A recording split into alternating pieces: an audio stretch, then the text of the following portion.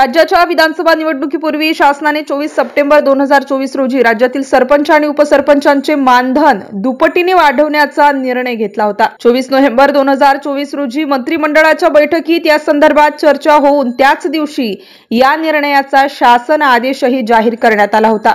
मात्र नवीन सरकार सत्तेत आले तरी देखील राज्यातील 27,951 ग्रामपंचायतीतील सरपंच उपसरपंच यांना दुप्पट केलेले वाढीव मानधन अद्याप मिळाले नव्हते।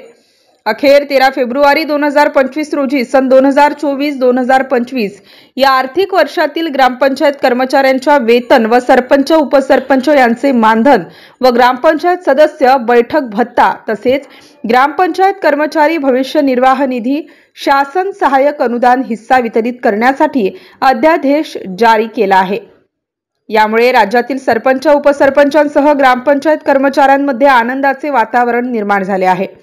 MCN न्यूज मराठी करिता नाशिक वरून मुक्ताराम बागुल।